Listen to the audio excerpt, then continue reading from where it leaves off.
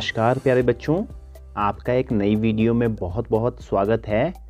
प्यारे बच्चों, आज की इस वीडियो में हम आपकी हिंदी की पाठ्यपुस्तक रिमझिम के पाठ स्वतंत्रता की ओर के प्रश्न हल करेंगे। तो चलिए शुरू करते हैं। हमारा प्रश्न है, इस कहानी को पढ़कर यानी स्वतंत्रता की ओर कहानी को पढ़कर तुम्हें बापू के बारे में कई बातें पता चली होंगी। उनमें से कोई 3 बातें यहाँ लिखो। महात्मा गांधी जी के बारे में इस पाठ को पढ़ के आपको जो जो बातें पता चली वो आपने यहाँ खाली इस बॉक्स में लिखनी है। तो कौन कौन सी बातें पता चली? गांधी जी रोज सुबह आश्रम में टहलते थे और उसके बाद चरखा काटते थे।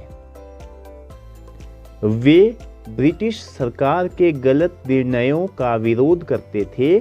अपने देशवासियों को अपना हक दिलाना चाहते थे और वे धनी जैसे छोटे बच्चों की बात भी गौर से सुनते थे और उन्हें अच्छे ढंग से अपनी बात समझाते थे।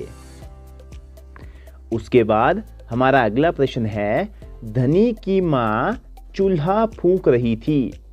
धनी की माँ खाना पकाने के लिए चूल्हे का इस्तेमाल करती थी। नीचे कुछ चित्र बने हैं, इनके नाम पता करो और लिखो। तो आपने ये जो नीचे चित्र दिए हैं इनका नाम लिखना है और इनके बारे में जानकारी हासिल करनी है, ठीक है। तो इनको हम आगे वाली स्लाइड में सॉल्व करेंगे। इसके नीचे हमारा देखिए क्वेश्चन है, इनमें कौन कौन से ईंधन का इस्तेमाल किया जाता है, ठीक है। और अगला क्वेश्चन है, तुम्हारे घर में खाना पकाने के लिए इनमें से किसका इस्तेमाल किया जाता है? तो हमारे घर में लकड़ी के चूल्हे का और गैस स्टोव का इस्तेमाल किया जाता है। तो चलिए अब ये जो यहाँ चित्र में दिखाए गए हैं इनके हम पता करते हैं कि इनको क्या कहते हैं और इनमें किस ईंधन का उपयोग किया जाता है। तो देखिए हमारे सामने जो सबसे पहले है वो क्या है? वो है स्टोव। तो स्टोव में मिट्टी का तेल इस्तेमाल किया जाता है। उसके बाद हमारा जो अगला चित्र है वो है मिट्टी के चूल्हे का चित्र। हाथ से बनाए मिट्टी के चूल्हे में लकड़ी का इस्तेमाल किया जाता है। उसके बाद है गैस स्टोव। तो गैस स्टोव में एक खास तरह के ईंधन का इस्तेमाल किया जाता है जिसे एलपीजी गैस कहा जाता है। तो गैस स्टोव में एलपीजी का इस्तेमाल होता है। और हमारा देखिए जो हमारा अंतिम चित्र है वो है भट्ठी का। और भट्ठी में किसका इस्तेमाल होता है? कोयले का इस्तेमाल होता है। उसके बाद हमारा अगला प्रश्न है, नीचे कहानी में आए कुछ शब्द लिखे हैं। कक्षा में 4-4 के समूह में एक एक चीज के बारे में पता करो। तो आपके पास कुछ शब्द दिए हैं कहानी से, आपने इनके मतलब जो है नीचे बॉक्स में लिखने हैं। आप चाहें तो डिक्शनरी का, अपने बड़ों का, अपने दोस्तों की भी हेल्प ले सकते हो। तो हमारे पास देखिए पहला वर्ड है स्वतंत्रता। तो स्वतंत्रता का क्या मतलब होता है? अपने देश में आज़ादी के साथ रहना, किसी दूसरे देश का हस्तक्षेप ना होना, तो उसे हम कहते हैं स्वतंत्रता। हमारा अगला शब्द है सत्याग्रह। तो सत्याग्रह का क्या मतलब होता है बच्चों?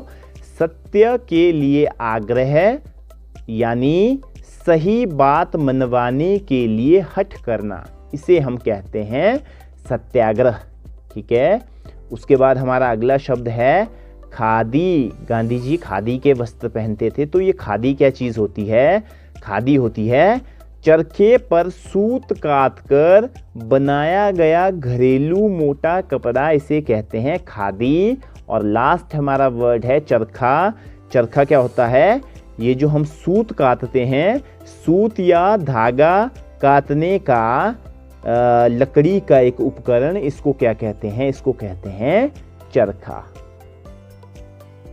उसके बाद अगला हमारा प्रश्न है आगे की कहानी।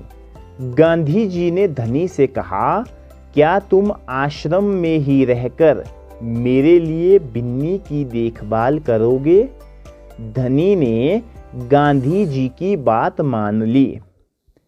जब गांधी जी दांडी यात्रा से लौटे होंगे तब आश्रम में क्या क्या हुआ होगा? आगे की कहानी सोचकर लिखो। गांधी जी ने जब नमक के लिए अपनी की गई यात्रा, जिसे दांडी यात्रा कहते हैं, ये पूरी करके जब वो वापस अपने आश्रम लौटे होंगे तो क्या क्या हुआ होगा, इसके बाद की जो कहानी है वो सोचकर आप लोगों ने आगे लिखनी है। एग्जाम्पल के लिए मैं यहाँ दे रहा हूँ, जब गांधी जी दांडी यात्रा से लौटे होंगे तब आश्रम में उनका भव्य स्वागत हुआ होगा। आश्रम के लोग उनसे दांडी यात्रा के बारे में पूछे होंगे। गांधी जी ने उन्हें सब कुछ बताया होगा। ठीक है, तो जब भी कोई हम किसी यात्रा से आते हैं, अपने घर की बात ले लीजिए, जब आप यात्रा से आते हैं तो आपको घर में पूछते हैं कि यात्रा में क्या क्या हुआ होगा, क्या क्या चीज़ें आपने वहाँ देखी, क्या क्या आप लोगों ने क्या क्या चीज़ें एंजॉय की, ये सारी बातें जो हैं पूछते हैं। तो इसी तरह से गांधी जी भी जब यात्रा से वापस लौटे होंगे तो वहाँ लोगों ने उनसे ये चीज़ें पूछी होगी। एक तो पहले उनका स्वागत हुआ होगा और बाद में उन्होंने दांडी यात्रा के बारे में पूछा होगा कि क्या क्या चीज़ें जो है वहाँ पर घटित हुई। उसके बाद है, धनी ने गांधी जी से सुबह के समय बात करना क्यों ठीक समझा होगा? धनी ने गांधी जी के साथ सुबह के समय बात करना क्यों ठीक समझा होगा? देखिए, गांधी जी आश्रम में रोज सुबह पैदल घूमते थे। इस समय उनसे मिलना आसान था। दिन में उन्हें अकेले पकड़ पाना बहुत मुश्किल था। अकेले पकड़ पाना मुश्किल क्यों था? क्योंकि दिन में उनसे मिलने बहुत सारे लोग आए होते थे। उसके बाद हमारा अगला प्रश्न है, धनी बिन्नी की देखभाल कैसे करता था? तो धनी बिन्नी की देखभाल कैसे करता था? वह बिन्नी कौन है? बिन्नी उसकी बकरी है धनी की।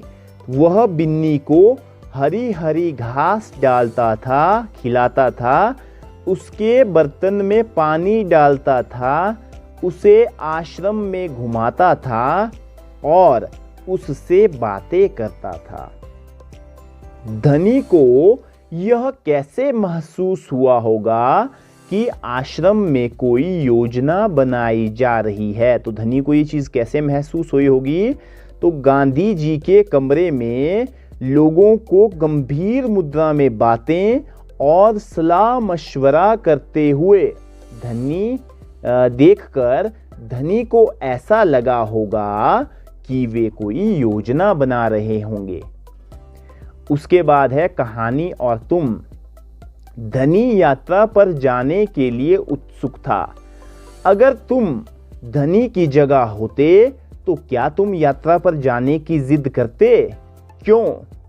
तो देखिए, उदाहरण के लिए, धनी यात्रा पर जाने के लिए इसलिए उत्सुक था क्योंकि वह देश की आजादी की लड़ाई में भाग लेना चाहता था।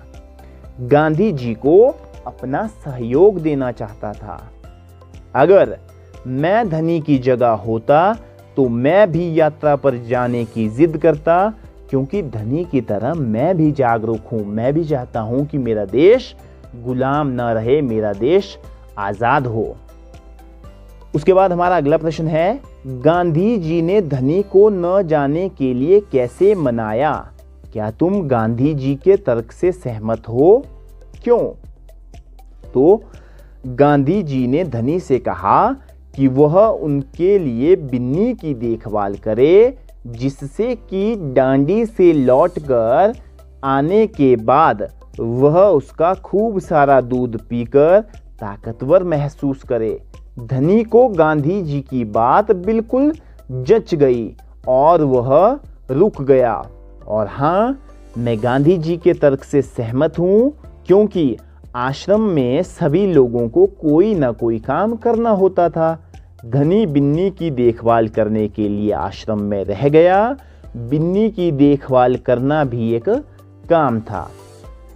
उसके बाद है देखिए, ताकत के लिए गांधी जी ने कहा, जब मैं वापस आऊंगा तो मुझे खूब सारा दूध पीना पड़ेगा, जिससे कि मेरी ताकत लौट आए।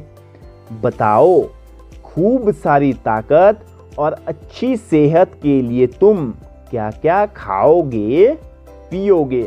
तो देखिए, हम अच्छी सेहत के लिए क्या खाएंगे? चटपटी अंकुरित दाल, क्योंकि अंकुरित दाल में बहुत सारा प्रोटीन होता है, जिससे हमारी सेहत अच्छी रहती है। गरम समोसे हम नहीं खाएंगे, करारे गोलगप्पे भी नहीं खाएंगे।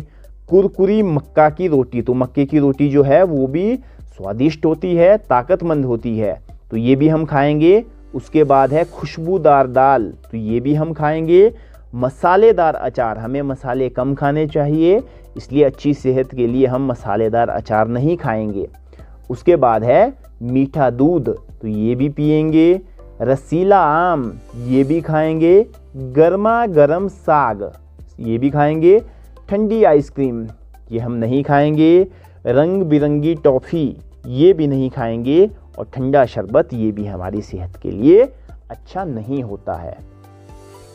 उसके बाद हमारा अगला प्रश्न है विशेषता के शब्द।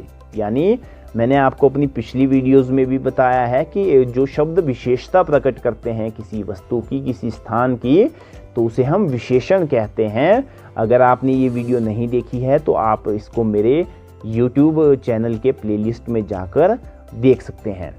तो विशेषण वाले शब्द जो है आपने यहाँ ये जो नीचे दिए हैं, जैसे चटपटी, मीठा, गरम, ठंडा, कुरकुरी, इसी तरह के आपने विशेषण के शब्द जो है यहाँ खाली स्थान में सोचकर लिखने हैं।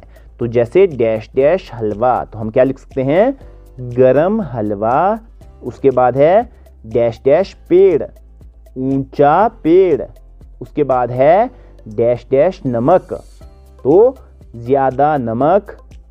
लाल चींटी, कठोर पत्थर, लाल कुर्ता, नया चश्मा और तिरंगा झंडा। तो ये जो सभी शब्द हैं, ये इनकी विशेषता, ये जो शब्द दिए हैं खाली स्थान से पीछे, इनकी विशेषता बता रहे हैं, इसलिए ये शब्द क्या है? विशेषण है, जो हमने अभी लिखे। ठीक है। उसके बाद है चांद की बिंदी। नीचे लिखे शब्दों में सही जगह पर बिंदी या चंद्र बिंदु लगाओ, तो इसको हम कहते हैं अनुनासिक अनुस्वार। इसके बारे में हम डिटेल से एक वीडियो में चर्चा करेंगे। फिलहाल यहाँ आपने ये जो वर्तनी गलती है, आपने बिंदु या चंद्र बिंदु लगाकर इस वर्तनी को ठीक करना है। तो जैसे पहले है धुआं, तो कहाँ लगेगा चंद्र बिंदु? आ के ऊपर। फिर है कुआं, तो आ के ऊपर दोबारा से चंद्र बिंदु। उसके बाद है फूंक, फूंक में फू के ऊपर जो है चंद्र बिंदु लगाएंगे। फिर है कहाँ, फिर है स्वतंत्र, त के ऊपर आपने बिंदी लगानी है। फिर है बांध, मतलब चंद्र बिंदु लगाना है। उसके बाद है माँ, यहाँ भी चंद्र बिंदु आएगा। फिर है गांव, यहाँ भी आपने चंद्र बिंदु लगाना है। फिर है बंद गोभी, यहाँ हमने बिंदी लगानी है। इंतजार, यहाँ भी बिंदी लगानी है। और अंतिम है पसंद, यहाँ भी स के ऊपर हमारी बिंदी आएगी। उसके बाद है किसकी जिम्मेदारी? धनी को बिन्नी की देखभाल करने की जिम्मेदारी दी गई थी। इनकी क्या क्या जिम्मेदारियां थी? ये जो नीचे दिए गए हैं व्यक्ति, इनकी क्या क्या जिम्मेदारियां आश्रम में थी, किन क्या क्या जिम्मेदारियां थी, ये आपने बताना है। जैसे धनी का काम क्या था आश्रम में? बिन्नी की देखभाल करना था। तो ये जो नीचे व्यक्ति दिए हैं, इनका काम आश्रम में क्या था? तो जैसे माँ का काम क्या था? आश्रम के लोगों के लिए खाना पकाना। ये काम किसका था? धनी की माँ का था। धनी के पिता का क्या काम था? धनी के पिता का काम था चरखा काटकर धागा बनाना। ये धनी के पिताजी का काम था। और जो बिंदा थे, उनका क्या काम था? आश्रम में तरह तरह की सब्जियां उगाना ये बिंदा का काम था, आश्रम में उनकी ये जिम्मेदारी थी। तो इस तरह से हमारे पाठ स्वतंत्रता की ओर के प्रश्न यहीं समाप्त होते हैं। इस वीडियो में हमने इस पाठ के प्रश्नों को हल किया। आने वाली वीडियो में आपके साथ मुलाकात होगी एक नए पाठ के साथ। तब तक के लिए जय हिंद, जय हिमाचल।